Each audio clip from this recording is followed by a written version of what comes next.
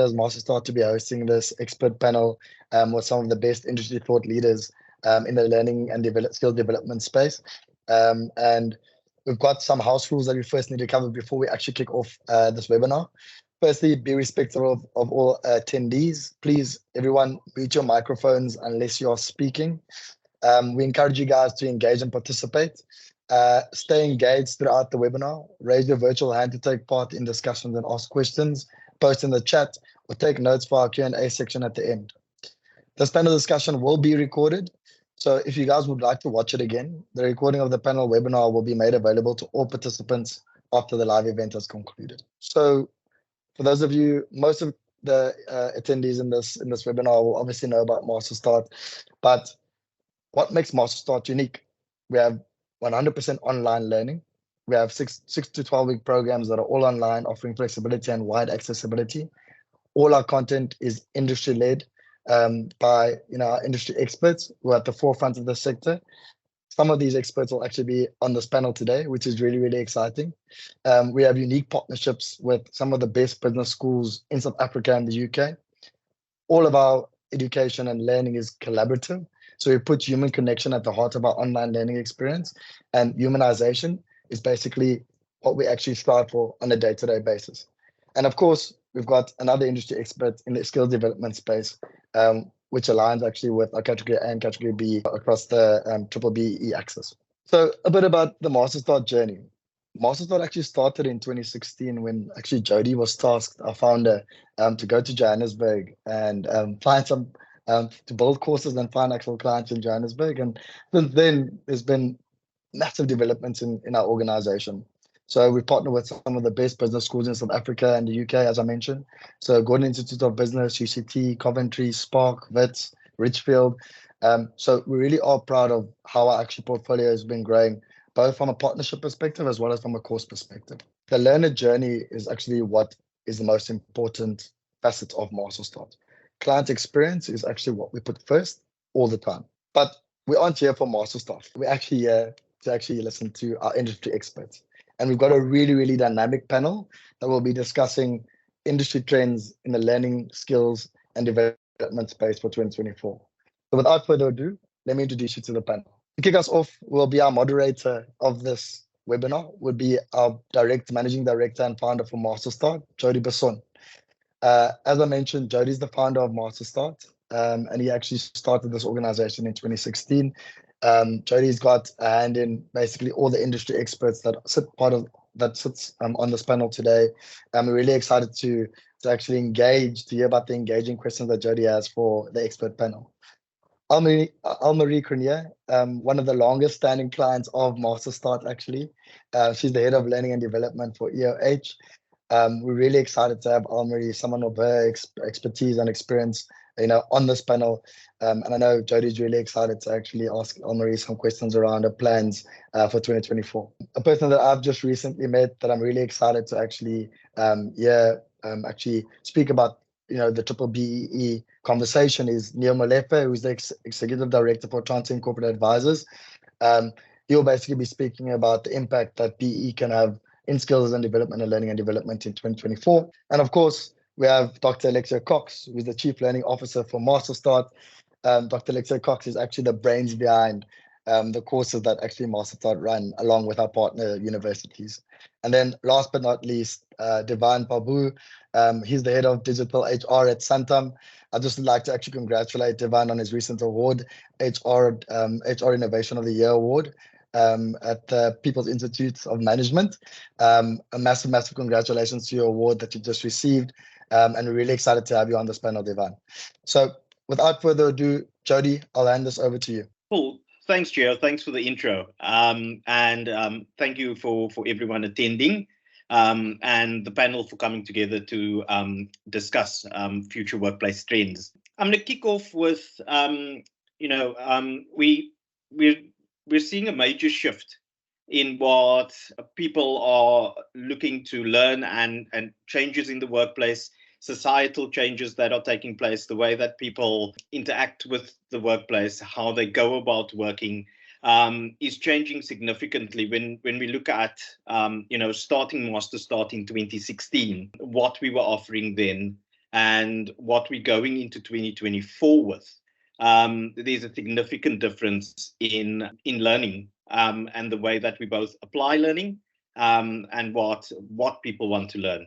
So I'm going to start this off with a question for Alexia, just around your focus areas, Alexia, 2023. What have been the focus areas for you in learning and development? Thanks, Jody. Great question to kick off this discussion with. So from a MasterStart perspective, we obviously approach the skills that we're going to be looking at developing and the courses that we're wanting to build quite holistically. And when we do that, we have to consider a number of different factors when we look at it. And so we look at, what's happening in the various sectors at that moment in time. We're taking a look at sort of where an organization could be sitting in its own life cycle, because that also has an impact of what is required and what skills are being needed to be developed. We take a look at what positions, what the market position of an organization could be. And there are a number of various factors that we look at. And then what we're really looking at is, what is that sort of, how do we make an organization sustainable in sort of this dynamic environment, and how do we make sure that an employee is also relevant? And those two must be sort of very closely aligned and fixed together, so they're not mutually exclusive. And when we do that, within the MasterStart framework, we take a step back, we take a helicopter view, and then we take a look at the various areas that we could be developing across. So in the MasterStart environment, what we do is we take a look at what are some of the functional skills that are required, for an employee and for an organization, as a whole. We take a look at leadership and management sets of skills and competencies that are required. We look at it from an executive level perspective, and we also look at it from a technical perspective. So we have a quite robust lens, if I can put it that way, when we look at skills development, and we look at those 4 aspects. And then from those 4 aspects, we hone down a little bit more closely. So we take the microscope, and what we look at is, what are the skills that are required if we take a look at an employee that are more in a supporting sort of function or role within the workplace? What are they doing if they're executing from that perspective? And then we take a look at if they're in a leadership perspective, so leading, a team or leading a business, what are the skills that sort of sit behind that? So that's the approach that we take at MasterStart. But of course, I'm very curious to hear from Elmarie as well from their perspective. So back to you, Jody. Cool. I think let me pass it over. Let me pass the ball to Elmarie and Devan here, because they sit in 2 different industries, and like you said, we take a helicopter view, and we hone into those 4 categories. But Elmarie and Devan, specifically looking at sort of your roles in your businesses and in your sectors. How does what Alexia just spoke about apply to your areas? Elmarie, you can go first. For us, it is taking a longer view approach. So we always start from strategy and see what it is that we need, because we are delivering services to clients and very much consulting phase to business.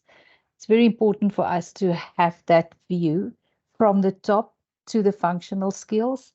So we every year just revisit and see how much still aligned we are with strategy, and how can we just be that one step forward so that people are prepared to deliver the strategy, and trying our best not to do the catch up on everything. So we do touch on all of the areas that Alexia mentioned now. So it's a lot of emphasis on leadership development. How do we prepare our leaders to start looking differently, and how can we start delivering our leadership courses in a different way, a very immersive way, although we stick to digital, and how do we balance that? Then from a functional point of view, I think Elmarie might have been hit with load shedding, which has caused her to pause there. Devan, do you want to jump in here? Yeah, sure, absolutely.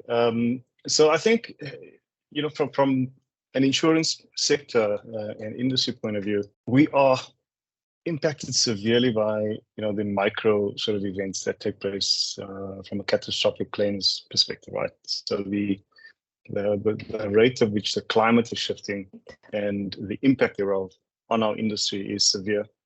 So we are forced to pay attention more closely to the macro trends, and what's shifting at a geopolitical perspective. How is that impacting our market? How is it impacting our business.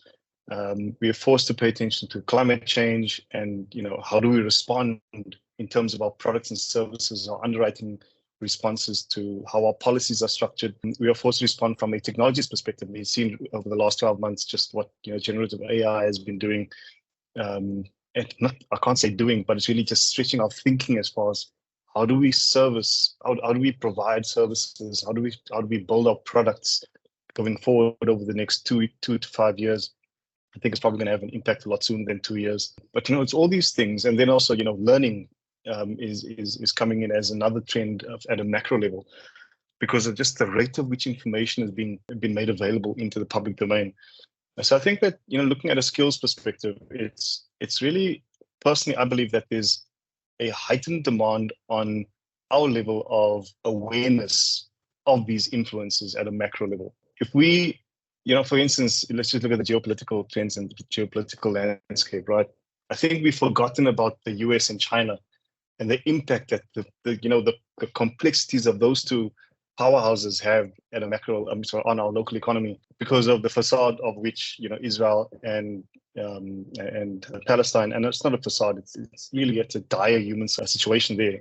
I use the word facade because it's what's in front of us right now, but we mustn't forget about what's going on between the US and China. So I think the awareness of that is important, because it's going to shift the way we shape ourselves in terms of just our services and our products that we build. So coming back to skills and learning, it's important that we raise that level of awareness, because it shapes our business models of the future, right? It shapes how we focus our budget from a skills development perspective. So those are really the issues that we're grappling with at the moment on our end. And I liken to the fact that I think that many other insurance industries and our competitors are sort of traversing with the same issues right now. So I'm going to leave it there, Jody. Cool. Thanks, Devon. Almari, do we have you back? Cool. I think Almari's still having a few issues with load shedding. I think, quite a few important points. But I think what's really relevant, and where I'm seeing a major shift, is how people are being stretched in terms of learning, because there's just so much happening, right? There's Alexia mentioned sustainability. Yeah. You mentioned environmental factors. There's the impact of generative AI, and that all falls into this area that we commonly refer to as future skills. And just in terms of the panel, right? We're calling it future skills, but it's really now skills, relevant skills. Here and now. Sort of, how would you go about defining that? If you had to give it a new name, because it's easier now, what would you call it? I think it's relevance. Right? And I'd sum it up in that there, because if you're not paying attention to what's going on in the world at the moment, you'll be left behind. So for instance, I saw two browsers. I don't know if you guys have seen this on social media and Twitter or X now, but I saw two browsers interacting with each other autonomously, right? And it was an artist that built the technology, right? So it's no longer coding that's important, right? Because you have people that are artists that are prompting chatbots, prompting websites, essentially what it is, to create an experience. And that's, you'd never think that an artist, someone that literally sits with a paintbrush, is now using this technology in order to, craft experiences that bring hope and joy to its audience, or his or her audience. So I think that, relevance is what I would classify it as. And if you're really turning a blind eye to what's going on in the generative AI space, I mean, it's very emergent at the moment, right? It's classified as narrow AI, emergent AI, contextual AI, and then super intelligence. Those are the four categories of artificial intelligence. And RPA and automation fits into the narrow AI lens as well. So really, it's an evolution of just how we can become more productive. And the models are really built from a machine learning point of view to ensure that we as human beings can become more productive as the technology evolves. And if we continue to think of my job as the here and now, really in a convergent manner, if we really think of this is what I'm doing, I'm focusing on this, it's taking a lot of time in my day-to-day activities, and if I don't have time to think of anything else, I think if we continue to think of work in that way, will miss the bus. And I think that's what's really concerning for me in my role. So what I've been doing over the last 12 months is, I've been sharing what's going on in the industry with my teams, and at the same time, been providing prompt engineering skills, providing frameworks around how you can prompt these models in order to become familiar with it, and become familiar with it in your private life, right? Because if you solve for this as a person and you find its applicability and relevance as a person in your outside of your work environment, your imagination sparks, right? And say, oh, but I can do this in the workplace. This can be as far as how I can be more productive. I actually used it recently to draw up my Christmas list for my wife. Yeah, that's a very handy application. Sounds very handy, George. I'm happy you could use ChatGPT this year. Saved you a lot of thinking time. I think, Jody, for me, if I have to think about or rename future skills, and I think it works, like dovetails very nicely what Devon says, Devon says, it is for me adaptive, because we are now being forced to adapt. Even if it's your leadership style, using ChatGPT, what is it that I can use to make me and my team better, more efficient, and using what is out there? And I think to take that edge off, like Devon now said, if you are going to stay uncomfortable and you're not going to adapt, you are at one stage you will be forced to do catch up. And that's, for me, even a more uncomfortable position, because you then feel that you are not where you should be, where other people are. And I think that's an amazing skill, is to prepare yourself to adapt as it happens, and then say, what do I see where I'm sitting now is going to happen future? And I almost want to say, it's like we always typed, faxed, wrote, and all of a sudden there's Word, which was very weird. And now, 5 years later, people were surprised that you were still writing and faxing. Literally within 5 years, if it wasn't shorter, everybody adapted because it made them more efficient. The communication was better, the speed and efficiency was better the moment we went from paper-based just into something as we use Word. And I do believe everything that Devon has explained to now is the way that we need to approach the future, to say there's a definite tipping point that came on the way that we are moving forward. So just wanted to add that. Jody, can I add to Elmarie and Devon, because I think they're both really pertinent points. And I'd add almost a layer on top of it, because I really like that concept of adaptability. And with that adaptability, you have to adapt. There's actually nowhere to hide anymore, right?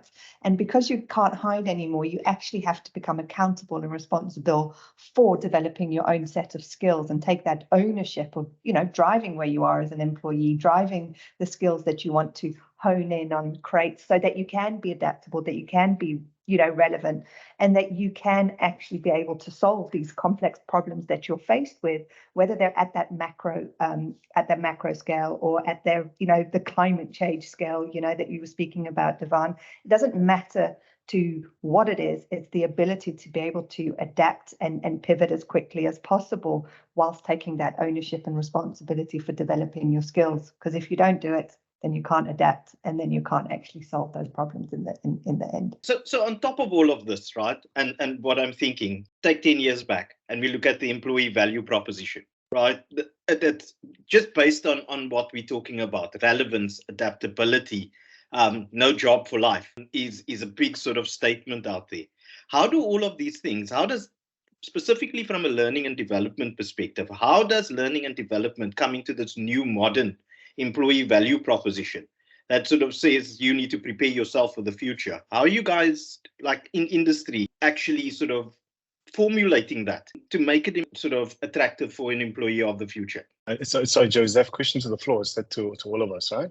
Sorry, it's to the floor. I go. Hi there, I'm Nasli. I'm from Engine.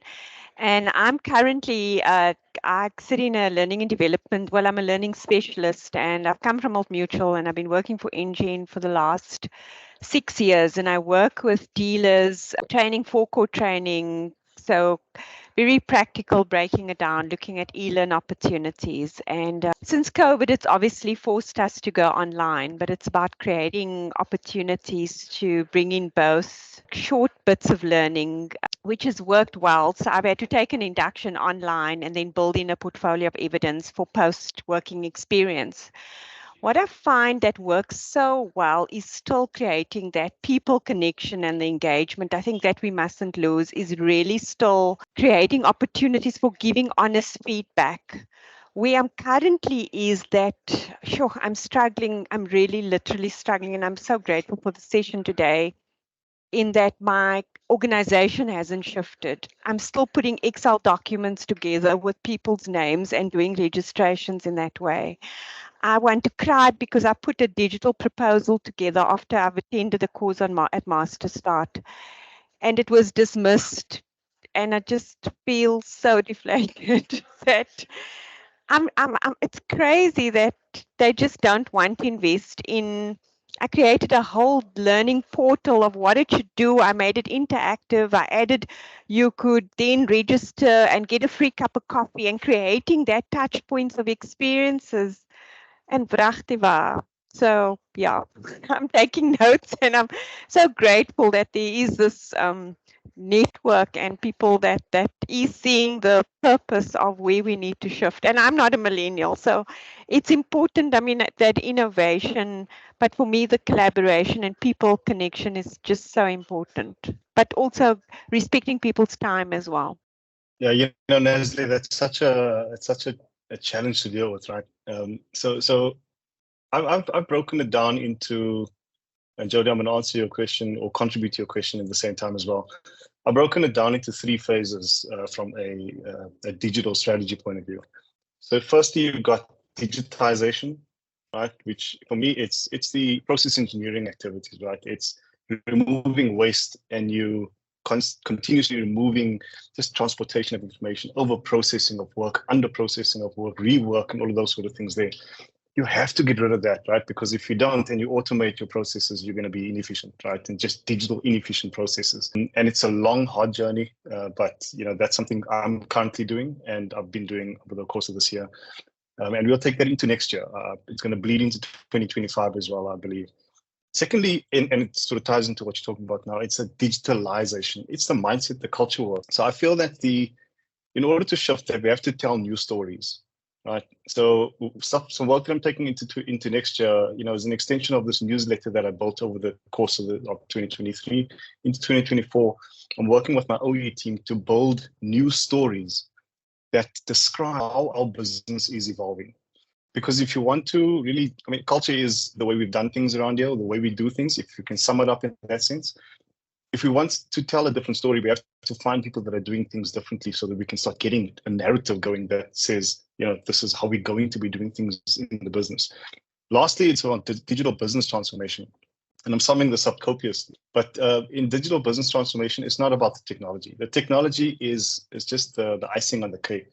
It's around how our leaders think differently about their products and their services to ensure that we actually evolve, so that we really think about using platform business model thinking to evolve how our customers want to experience our product and our services. And if you think of Gen Z, I'm going to end on this point here. If you think of just the next consumer, we have to follow a hyper-personalized approach to how that consumer is going to receive our products and services, purchase our products and services, but also want to be associated to a company that is selling a particular product and service.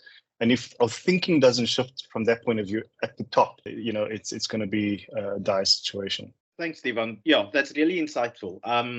We had a question from Nathan around curating positive employee experiences, which I think from what you've said is really important, because that tells that story, as you mentioned, to get that mind shift within the business. So yes, Nathan, that's really a big part of it within sort of what Devon has mentioned. I want to bring Neo into the conversation here, because we've got all these different sort of components happening, But, within learning and development, we have a very big, important sort of responsibility towards the BEE scorecard. Neo, based on what you're hearing here and what everyone has said, how does this impact the scorecard? And from your view, how can this be used positively, towards the benefit of the organization from a scorecard perspective? Thank you, Jody. Morning to fellow panelists and guests on the call. So, as Giovanni mentioned at the start of the meeting, so I'm a director at Transcend. So unlike my colleagues here on the panel who are champions of, implementing skills development within their various organizations, I work with advisory. So I work with Transcend Corporate Advisors. And our advisory is mainly around, well, first and foremost, we prefer to call ourselves a transformation firm. But secondly, we do a lot of advisory work around the BEE codes, of which skills development is one of the key components, as most of you are well aware. So, Jody, to answer your question, so I'm listening to some of the colleagues on the call, and I'm thinking to myself, there's a lot of skills that are relevant currently, but also there's a lot of skills that we haven't thought about from a future perspective. And I'm thinking about it in terms of, from a scorecard skills development point of view, just in terms of how, to an extent, it's a little bit misaligned, if I can put it that way, because the scorecard is basically retrospective, if I can put it that way. It's focused on, we've got a huge unemployment crisis in the country, particularly amongst Black people. We've got a huge, poverty crisis in the country, particularly amongst Black people. And all of that leads to, being underdeveloped, communities that are undeveloped and underskilled. So what the scorecard tries to do is it tries to sort of focus on addressing those particular challenges without necessarily looking into, well, what does the company need, what makes sense for the company, what makes sense for the industry, and what makes sense from a company investment point of view. And that's probably where there's a bit of a misalignment in terms of, what are some of the things that are focused on, what are some of the things that should be focused on from a scorecard point of view. So in my experience, we deal with a lot of large companies, corporates, multinationals. It becomes difficult to strategize around it or put a particular skills development strategy in place, which looks at, well, what does the company need now, and how can we actually help reflect that onto the skills development scorecard? So, I would say that's one of the challenges. I'm not sure if that answers your question, Jody. It does, and I see Elmarie sitting and shaking her head. I know it's something that affects sort of what she does. Just considering what Neo's saying, Elmarie, right? How are you practically sort of finding a way between what you need to, what skills people need to gain and what you need to do in terms of your scorecard? Yes, so that's the big question, Jody, that we're all grappling with in learning and development and in skills development specifically, if we can go to that route. I want to underpin everything that Neo says, and we feel it. We feel it in corporate, and I think that's why their role as advisors are so important, is to keep us sane and keep us on track. And on the other hand, we also need to align to what our employees are saying and what our managers are saying and what it is that they need and what the talent and the recruitment says they need, and pipeline building and the CETAs and the unemployed learners and the people with disability. And there's so many voices when you sit in the skills development space, and each one not more important than the other one. And I think our challenge as L&D people and specialists and managers is, how do I keep this together, that it still makes sense, that I am optimizing what I have, and that means my budget. So how much money do we have? What is it that I need to achieve? And if I have those goals, how do I build the programs around it that's going to make sense to my organization? So we always work forward. So we always work forward and pretend it's already the end of my next BEE period. Then we work backwards. So I say, we've got a target in place, and we say, this is what we want. Realistically, this is where we want to end up. This is all the points that we have. How do we make that happen? So the moment I know what that is, then we start looking at what is it, what we want, what is it that we need to focus on, what should we bring in here? And then all the time as we bring it in, we need to ensure that we are according to if I might, and I hate that word, but that we are ticking the boxes of BEE and then absolutely balance it with what does the organization need. And it took us a while, but I think we started to get that dance a little bit right. So it needs to be a flow and not a static. It needs to be something that is not built, but that flows. And the more you start looking at it that way, the more adaptive you can be. So we don't want to build these bricks, because the moment you've got flow, you could be more adaptive. It's challenging for us because we're a holdings company with 80 PTYs within the holdings company, and we report to 9 different CETAs. So just to understand the complexities of what we deal with in learning and development in EOH is to say, how do I support 9 CETAs, 9 different CETA plans, collect data in different ways, work with one sector code, and then look at pipeline building and supporting of all of these businesses. And that for us is all about, if the end is in mind already today, if today was next year, when I had to say, what have I done? What is it that I should have done? And then we start building and planning for the next year. And that helped us tremendously to have an absolute future mind shift, going, what if my audit was today? What should have been there, and what would have been the best for the company, and how do I fit all of this together? And that's sort of the approach. Is we've got a flow approach and not a building approach, because of the complexities that sits inside of our business. Well, thank you, Almarie. Neo, what Almarie just explained is extremely complex, right? And it's a lot of it comes from the, what the scorecard is. Do you see any shifts in that? Alexia and I actually sat and had a look at that earlier this week. And we looked at sort of specifically Annex 300 and the skills development matrix. And, for lack of a better phrase, sort of how outdated it was in terms of what's happening in the education space. Do you see that shifting anytime soon? You mean in terms of a legislative change? In terms of a legislative change to actually bring it in line to what's currently happening within the education space? So I won't keep you to it. No. Just Yeah, because to be clear, the BE codes are published by the department, being the Department of Trade and Industry. We merely help apply it. Look, the codes have been amended, 3 times now since inception, since 2007. So 2007, 2013, and I think again 2019. And I also do quite a lot of work with financial services, and they have been amended twice since 2007 as well. So every time they do amend the codes, it's always under the banner or consideration of, we're trying to make the codes more relevant. We're trying to apply what's happening currently and try and, make it more relevant with what's happening in the industry. So there is a history of the department listening to industry and say, okay, this is where the codes are now. This was needs to change, which, by the way, before the codes are published, there's always some sort of commentary period or transitionary period where people in industry are allowed to comment on it.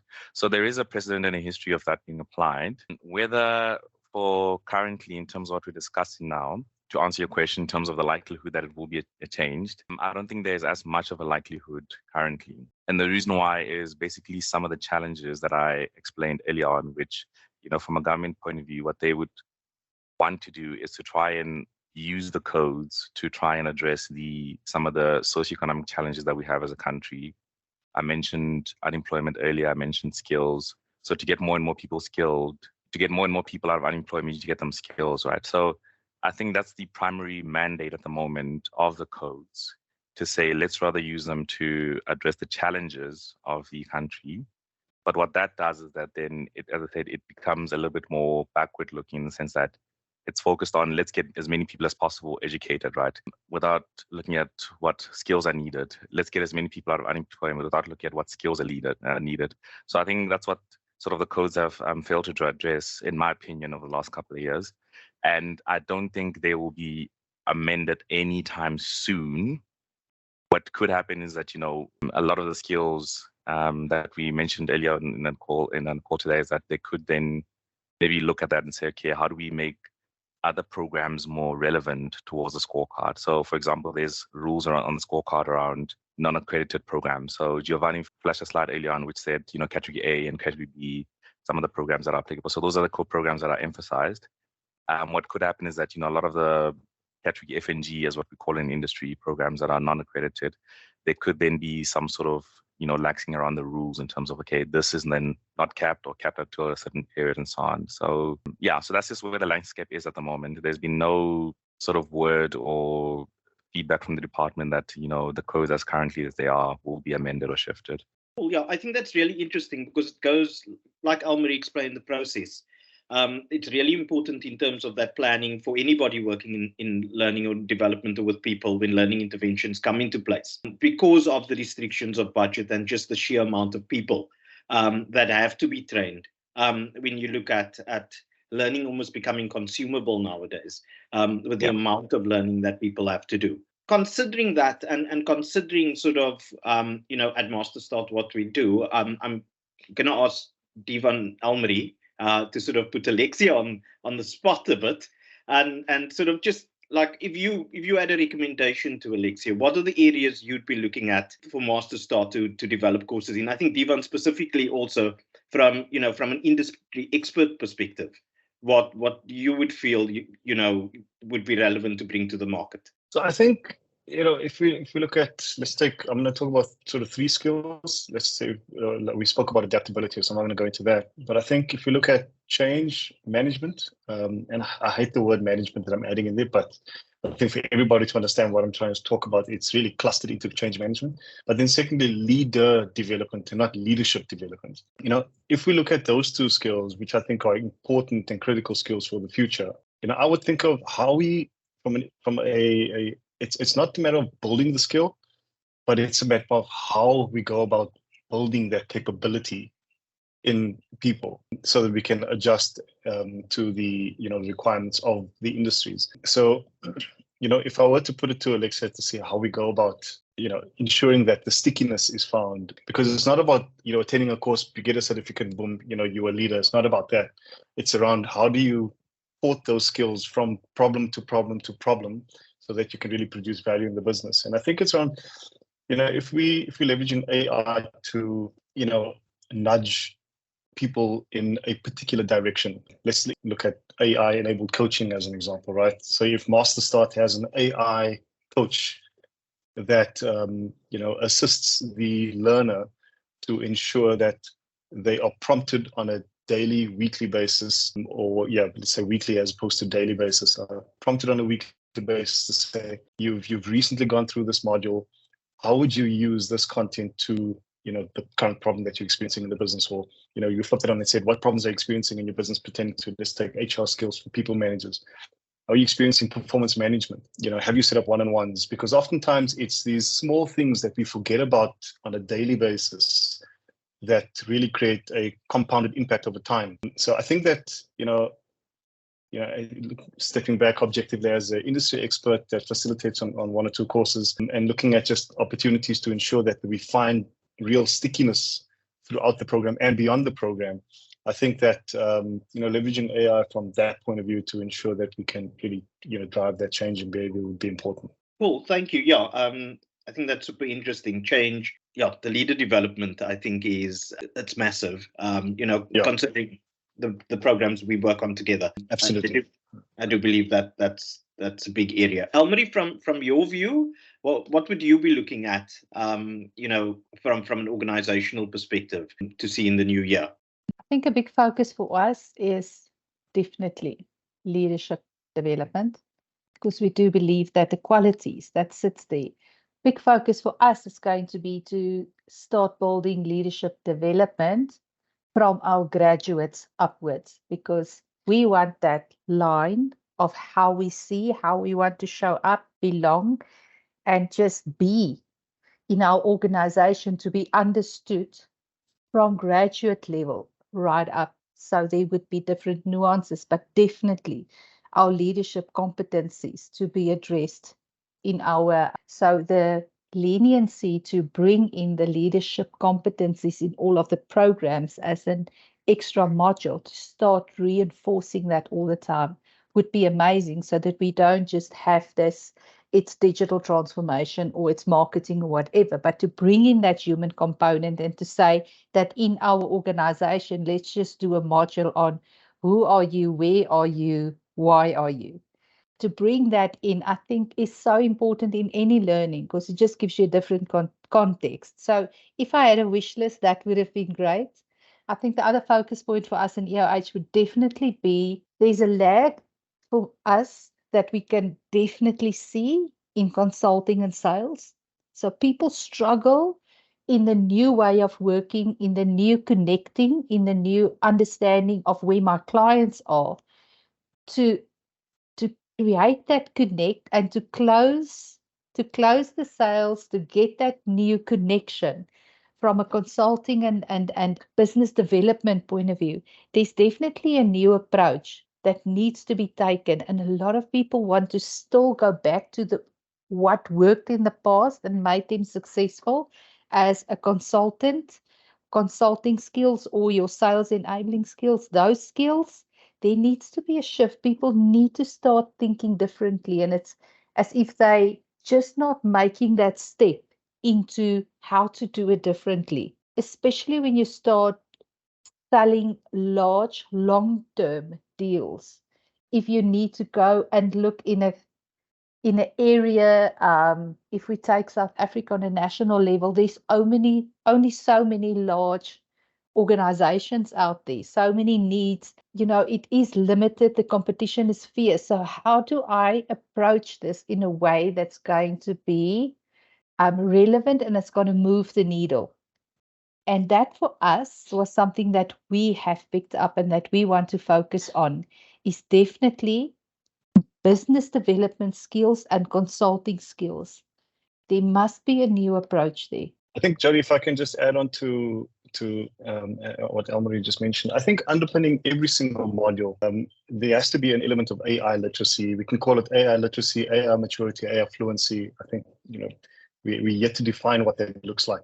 But I think, organizations and the business leaders are grappling with this idea of creating the right use case. And I don't think there's such a thing called the golden use case. I don't think that exists. And I think we're too early in the sort of the evolutionary cycle of. But I think what's important is that we start developing this literacy from an AI perspective that supports consultancy, that supports leader development, that supports, underwriting, that supports data and analytics. It's a matter of finding the right, not the use case, but it's building that capability that I have to use artificial intelligence. That's for today, but tomorrow it might be something else. But I have to use this in order to be more productive, to be more value adding to the business, to create more impact for the organization and our customers. I think that has to be a common thread throughout every single course next year, as well as beyond that. That's very interesting, right?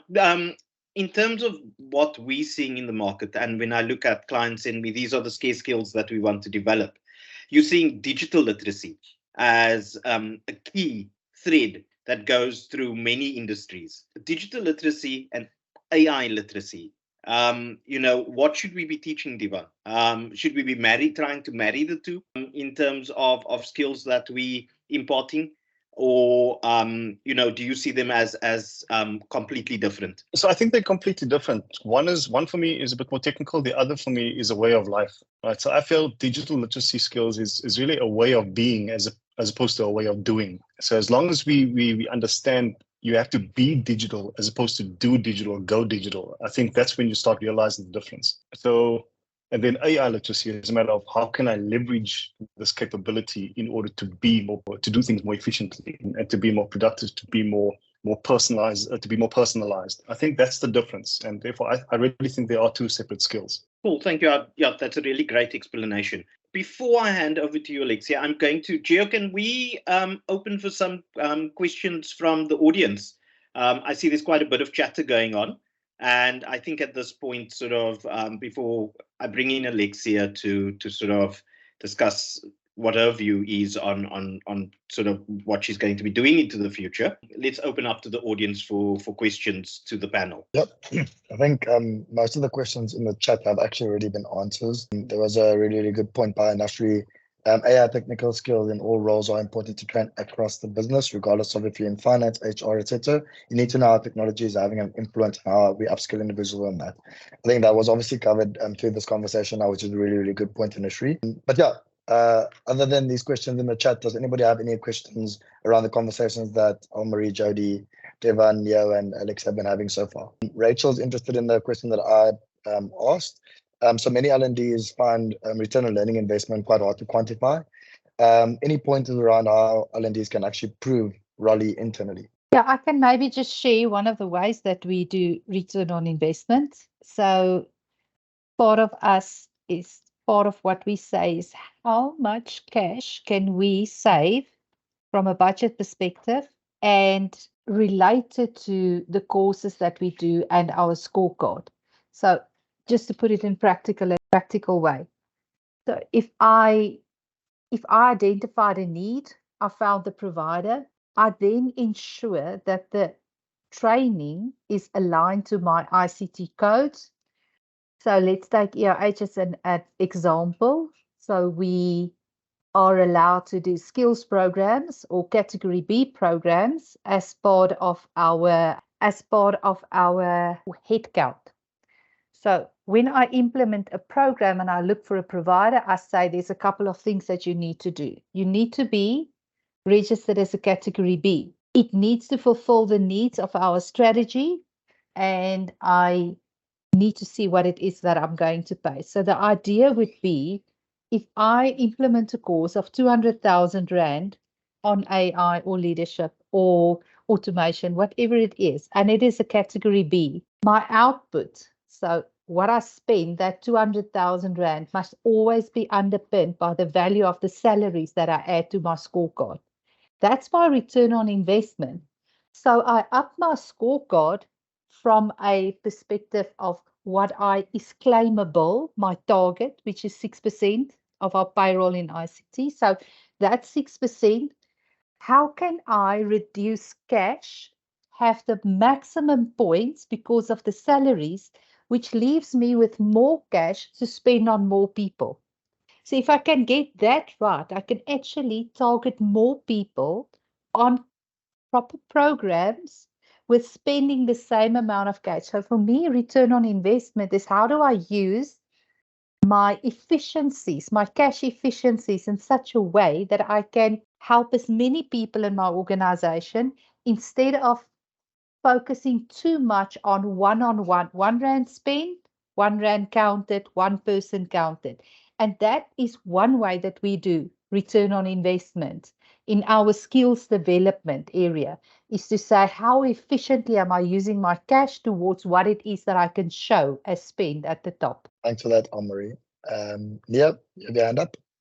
Yeah, thanks, Jovan. I just wanted to add to that point. So I agree fully with what Anne-Marie is saying, but I think to further add on to it, I like the way the question was phrased, which is around return on investment, which, particularly that's a philosophy that we believe in as well, right? So yes, the scorecard requires you to, for lack of a better word, incur costs and spend money, but there's no way where it says that you can't have some or other derived benefit from it or return on investment.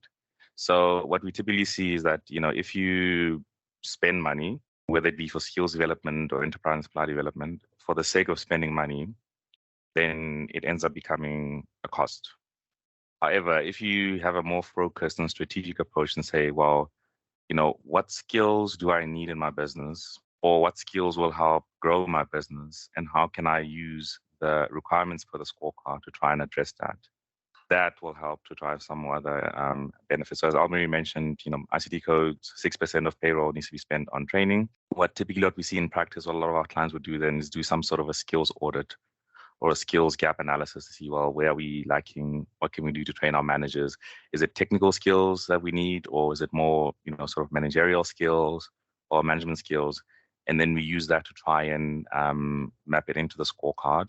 And then to answer the question in terms of the return on investment, the return on investment is further output or further productivity, right? So you're spending you're spending 6% of the scorecard. You're developing people to be a bit more productive in your organization, which leads to probably making more money, in which case that, what you spend has actually yielded higher results, or you're developing further, you're developing leaders in the business, which can help grow the business and so on. So if you can apply it that way, in such a way that, you're helping, yes, to transform and help skill Black people, but also in a way that actually derives benefit from your business, that's how you can ultimately see the return. So it needs to be a bit more focused. And that's what I like with some of the, in fact, let me say all of them, the MasterStart courses, not some, is that they're geared towards that, not just say, okay, let's just focus on the courses I say, let's just not focus on, training for the sake of training, train to grow managers within your business. And if you do that correctly, yes, you can cut the spend on the scorecard, but there will be some return in terms of better productivity and so on. Fantastic. Thanks so much for that, Neo. Following that, there is a question from Sean for you, Neo, and for the rest of the panel. It speaks to obviously the BEE conversation that we've been having. The question is, are you seeing a shift in the language being used in general BEE conversations? You have the digital transformation, which is a huge opportunity for transformation. For some companies, digital transformation is one day, but for future leaders, it should be day one and beyond. So that can be answered by Neo. Yeah, kicking us off. Yeah, so I can. So we definitely do see that shift. Again, we see that shift with a lot of the clients that we work with, not necessarily from the regulators who wrote the codes. And that shift is basically saying, the point that was made in the previous question, like many people don't have as much budgets as they used to. I think some of my colleagues on the panel will agree to that. So companies don't have as much budgets as they used to. Devin is laughing. And that's driven by many factors, right? The economy, where we're going could be industry specific as well. So many leaders are saying, okay, well, let's try and look at, how can we grow organizations? And especially from the digital transformation perspective, I mean, that was driven predominantly by or accelerated by COVID, right?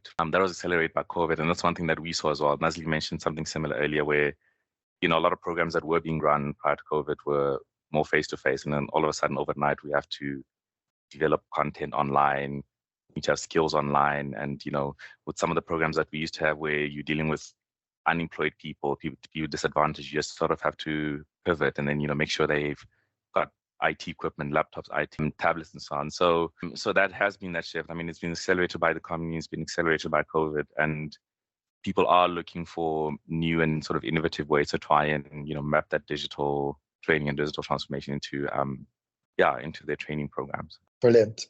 Thanks so much, Neo. We have one more question here from Mashumi. It's twofold. So in the context of today's conversation, the role of the L&D practitioner becomes even more important. So firstly, I guess towards Devon and Almarie, what are the 3 to 5 critical capability skills that L&D practitioners need to be successful in driving workplace learning? So I don't think in the time remaining I'll be able to comment on all 3 to 5, but I can say 1. So I think that L&D practitioners need to take a process approach to work, because they need to understand that it's not just creating courseware or material or understanding the learning needs of a person, but it's what's the impact of this skill in the process of work. And because that then provides the knock-on effect to productivity of the employee that's receiving this content, this learning activity, but then also onto the business from a profitability point of view. As long as you have that holistic view as a learning practitioner from a business acumen point of view, I think then you will provide much more impact into the business. So Mashumi, I'm going to leave it with that one skill, just in the time that we have remaining. Almarie?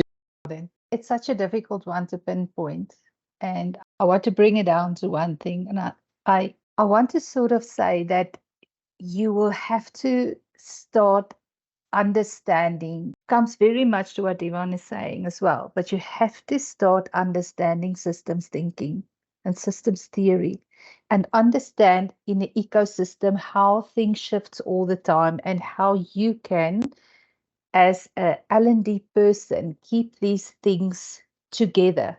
You can only do that if you've got the ability to stand away a little bit from the points, away a little bit of all the functional training, away a little bit of all of the noise of everybody wants and everybody's needs are important, and to take that little bit of a step away so that you can see the system and do your planning. And I think if we can really start tapping into understanding how do I manage a system and the ecosystem that I'm playing in, then And that might sound very philosophical, but if that is the way that you approach it and then say, okay, now that I see this ecosystem, I understand the systems and the parts that plays, I can then plan against how can I best position myself against that system and those parts that are playing, because we work with so many departments, so many audits. The moment we finish with half year or year end, it is CETA time, then it is the audit. Each one wants their own thing. Then I'm dealing with a manager, then I'm dealing with a student, then I'm dealing with a moderation and an assessor, and it's just these things. And if we're not going to start seeing it a little bit as a whole, you can feel that you start drowning, and it's that ability to lift yourself a little bit up. And I think that for me would be the most important underlying skill that L&D people is absolutely necessary to start just getting that mindset of doing that. Fantastic. Thanks so much, Almarie. Thanks so much, Devan. And then Oliver's also given some really, really good pointers just below, which I won't be reading out now. But I just want to actually move on to the second part of this question, which is actually geared towards Alexia or Jody. How can firms such as MasterStart assist in developing such skills at scale? So the skills that we actually just have been speaking about, future fit skills. How can firms or companies like MasterStart assist in developing such skills at scale? I'll leave that to Alexia, kicking us off. I'll let Jody jump in first, and then I'll go into the design of it. Great. Perfect. Yeah, so I think our model specifically speaks to this in the humanized learning approach. So with not having everything sort of asynchronous, the MasterStart model has synchronous sessions where people come in and actually contribute to the session. That offers a level of contextualization to the subject matter that you wouldn't otherwise have in just an asynchronous program. So you'd have somebody like Devan, who's an industry expert, actually facilitating a session. And I think that word's really important because it's facilitating and not teaching, right? So it's not somebody barking the information at you. It's somebody assisting you in, and Alexia, I'm going to steal this phrase from what you normally say, assisting you in achieving a light bulb moment so that you really have a fundamental understanding of the skill that you're trying to learn. And you're actually able to then adapt it to your workplace and how you would implement and how it is relevant there. So, that learning methodology to actually be able to contextualize the learning, make it relevant, allow people to adapt it into their work environment is our view on how you would do that at scale. Alexia, I don't know if I've left anything out. Yeah, I'll just jump in on a little bit of detail. You didn't leave anything out. You nailed it, Jody, as usual. But I'll just jump in a little bit on some detail here when it comes to the design of courses.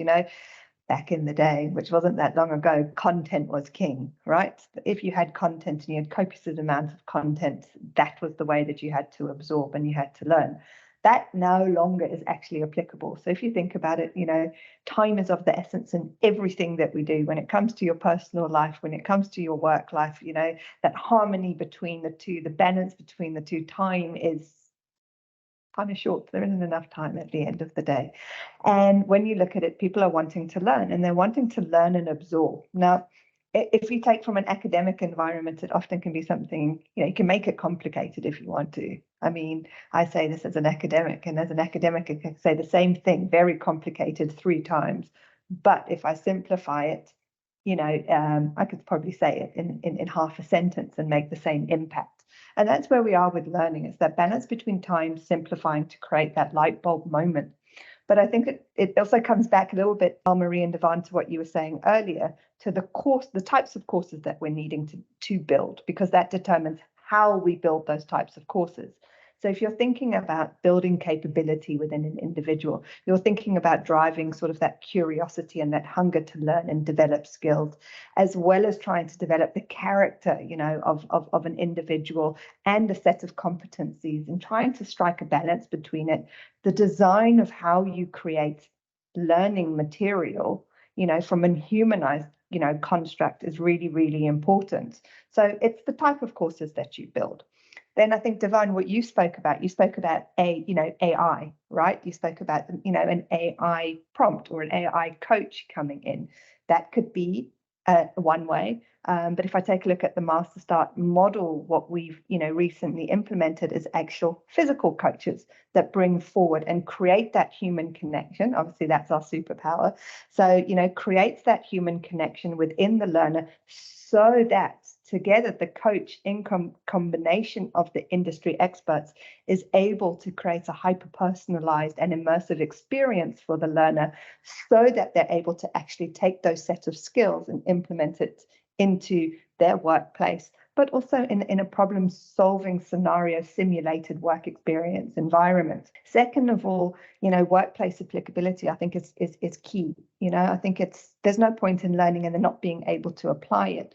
So it's making sure that you're creating sort of bite-sized chunks of learning, making sure that, whether you've learned it, you've thought about it, you've created a light bulb moment, throughout the content from an experience perspective, or ultimately in a collaborative learning session, what you ultimately can do is about creating that stickiness, Devon, that you were talking about, which I think is really valuable. So taking that, but being able to take it and actually apply it immediately so that you create that stickiness.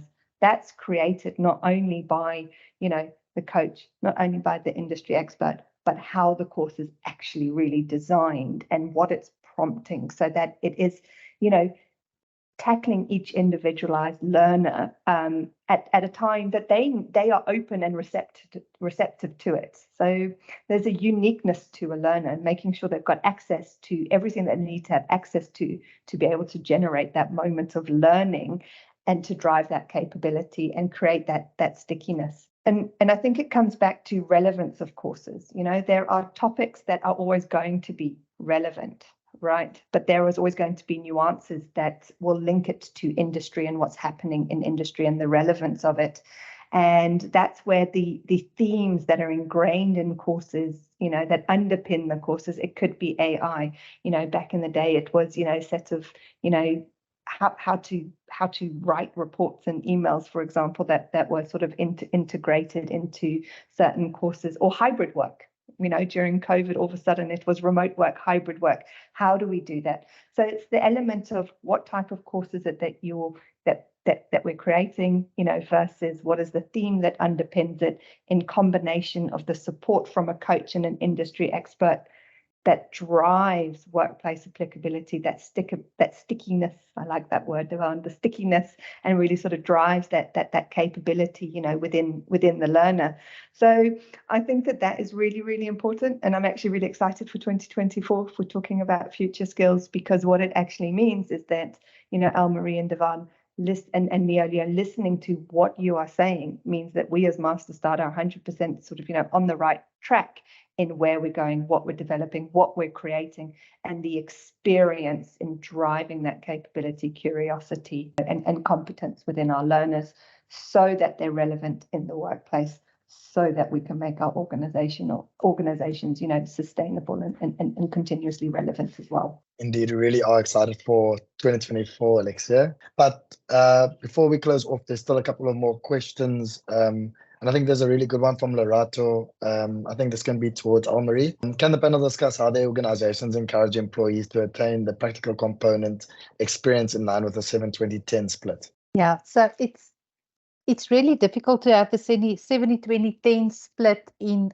a program. So our approach is, and let's just say, I think that the 70-20-10 ratio doesn't, especially after COVID, it doesn't work that way. I think the 20% has grown to between 30 and 40%. So the 10% learning, I think, is still 10%, but I think digital learning and the 20% has definitely increased, because not everybody now has the opportunity in hybrid teams to learn on the job all the time. We had that in the past. So I think the 70% came a little bit down and the 20% came up.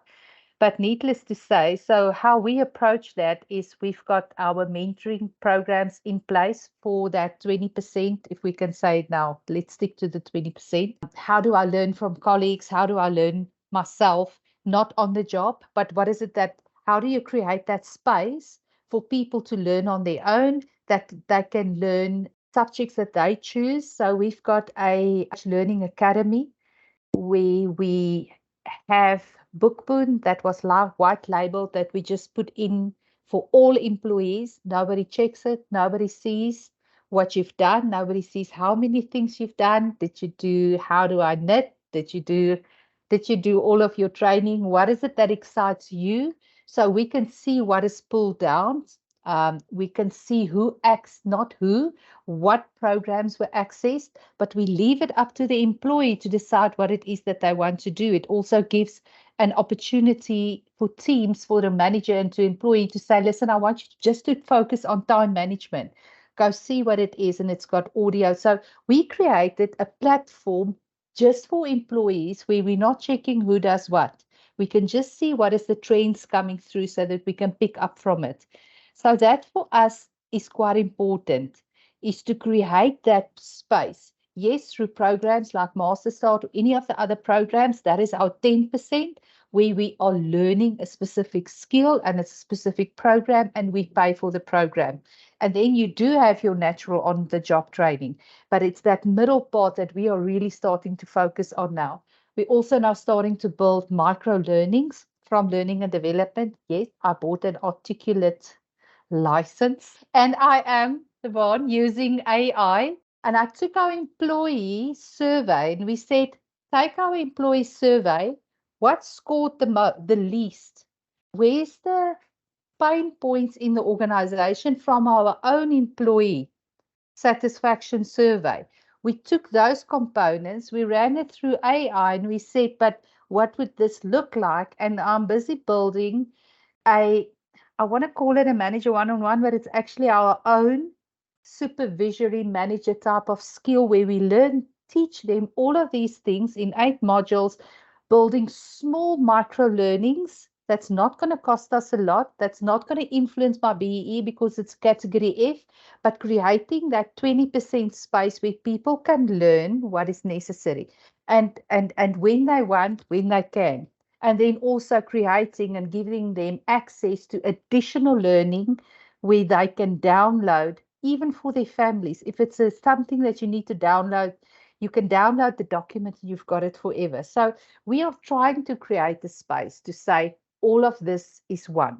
And that is how we incorporate that by boosting the middle part, the 20%, which I think is now 30 to 40%. Thanks for that, Anne-Marie. And we have one more question. I'm not sure if Rihanna's still in the webinar, but she asked, do you still think that online workshops and online learning will be relevant, especially with AR, VR, in the fast-moving digital space where YouTube and learn on the spot, where you can learn on the spot and not sit in a session for 4 hours online? I think before we give that to the panel, Nishan answered the question so beautifully. I think curated learning experiences will still be richer in a world filled with volumes of data. And that's exactly where MasterStart positions itself, right? And does anybody else, I mean, Jody, would you like to speak to that question a bit? Cool. So, yeah, in my opinion, online workshops will still be relevant. And a big part of it is how you actually present the online workshop and, you know, sort of what your goal is and what you want to bring out of it. But the method and, you know, an online workshop can be used if we look at this panel discussion today and the sort of interaction we have from a human perspective. That's really the, you know, we're harnessing digital to get quite a few people into a room to really be able to discuss a topic. And I don't see that being replaced with something that is non-human in the future. So I believe forums like this, online workshops, webinars are all relevant. It's just, you know, for lack of a better phrase, everyone has to up their game in terms of what they're doing in the market around that space to really make it more relevant to the audience that they are catering to. Fantastic. Thanks so much for that, Jody. There are no more questions. There's some really good pointers in the chat. But does anybody else have any more questions? Any delegates that would like to ask any of the panel any questions that maybe you haven't posted in the chat yet? Yes, I see a hand raised. I can't see your name. It's LN. Yes. If anybody else can hear, yeah. Giovanni. Yeah. But if I can just come in, just to build on the point that Rihanna and then also as Nathan had mentioned, well, and Jody has followed up on that as well. I think, I've spoken at a conference some time back, and part of my research has been around this: how do we leverage, technology as a team member? So I think that while the content experiences will have to be continuously refined to be richer, I want to challenge us all as practitioners, or from a human capital point of view, to really think differently about how we perceive the technology, because that's going to enhance the human experience, right? If we continuously remove, let's call it the drudgery of things that we feel that are mundane, if we extract that and we say, we want to do away with that, how can we continuously refine the online learning experience of this nature, or as online courses and things of that nature are concerned? Because these are still at some level, these engagements are locked into a space and time, and then they are re-recorded, republished, and that sort of thing there. And they have their place. I don't want to discount that. They have their place. But I think that we must look at the technology as a team member. It's my personal assistant. It's my personal coach. It's my personal facilitator. We have to start perceiving technology differently, because it's going to get there whether we like it or not. And either we, are open to it now, and start figuring out how I can make this relevant for myself, or we could say, I'll get there when I get there. It's if you have that framework as far as your mental model, I think that you left behind already. So I wanted to say that while we had a moment of silence. Thanks so much, Devan.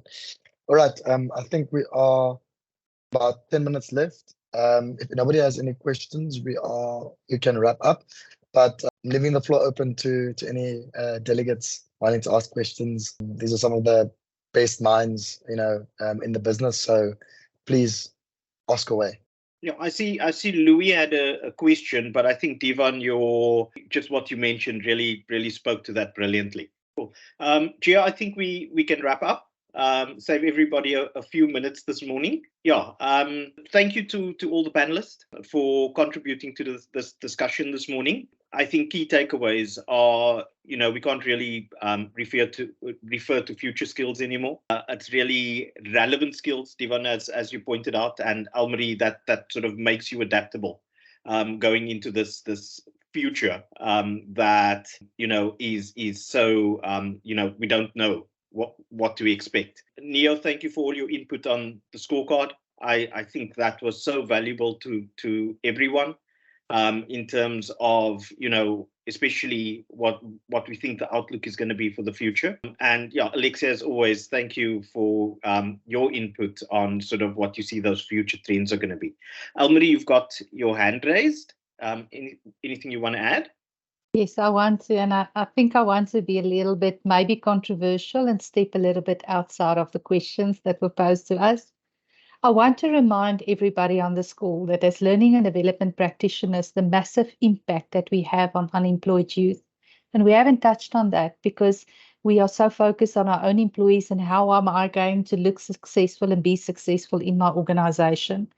But I really want to say that in my 20 years, if I look back at all the bursaries, all the unemployed learners, all the things that I chose, when I sat down and I said, what unemployed learnership am I going to do? What bursary am I going to give? Which am I going to approach? When we make those decisions, we definitely literally touching the lives of people that sit out there that I'm trying to give a chance. And I want to say that apart from all of the things that we do here today, that we have an absolute privilege to touch the lives of unemployed people. And we need to take that seriously and with accountability. And I know it doesn't have anything to do with category B, but I wanted to say to everybody on this call, it's our duty of care as L&D to make that impact. I wanted to leave it with that because we are in the sweet spot of doing this nationally for our people. Cool. Thank you, Almarie. I think, that's such a powerful point. Let's finish off with that. And if you take anything out of today's session, let it be that. Thank you, everyone. Thanks for joining us. The recording will probably be available online in the next week. And we'll definitely run a few of these in future. Thanks to all of you. Goodbye.